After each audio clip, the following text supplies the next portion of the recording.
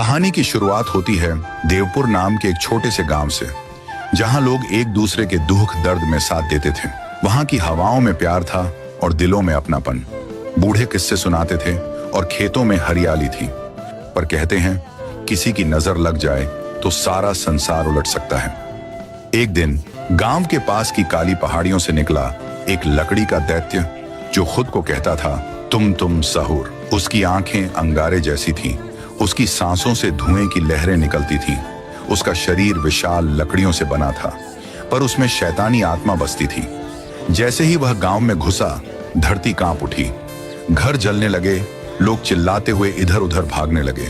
कोई कुछ नहीं कर पा रहा था। तुम सहूर ने गांव को मौत की वादियों में धकेल दिया।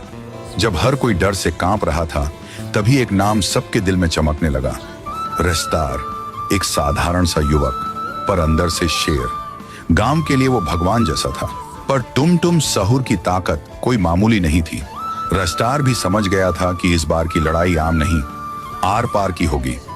रस्तार ने गांव छोड़ने का फैसला किया, नहीं डरकर बल्कि तैयार होकर लौटने के लिए। वह गया उस पहाड़ी की चोटी पर, जहां एक तपस्वी बाबा तपस्या में लीन थे। कहते हैं उन्होंने हजारों सालों तक तप किया था और महाशक्ति का रहस्य जाना था। रस्तार बाबा के सामने झुक गया। रस्तार, बाबा, मैं गांव की रक्षा करना चाहता हूं, पर मेरी शक्ति कम है। मुझे वो शक्ति चाहिए जो तुम साहूर को खत्म कर सके। बाबा की आंखों में आंसू आ गए। उन्होंने कहा, बेटा, शक्ति सिर्फ बाहरी नहीं होती, पर आज मैं तुम्हें वो शक्ति दूंगा जो अब तक किसी को नहीं दी गई। लेकिन ध्यान रखना, इसका उपयोग सिर्फ और सिर्फ धर्म और रक्षार्थ करना है। गांव में दूसरी बार हमला हुआ। तुम साहूर इस बार और भी बड़ा और भी खतरनाक होकर लौटा था। उसके कदमों से जमीन फट रही थी। लोगों की चीखें, जलते घर और आसमान में उड़ती राख। पूरा गांव तबाह हो रहा था।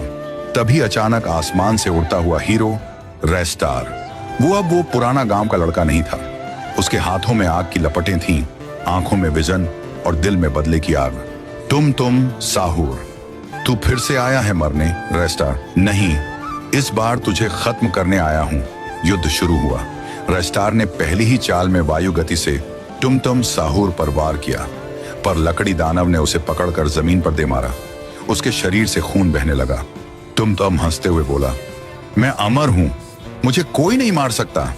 रस्तार के हाथों में आकाशीय प्रहार की शक्ति जागी। वो ऊपर उड़ा और पूरे बल से तुम साहूर के सीने में वार किया।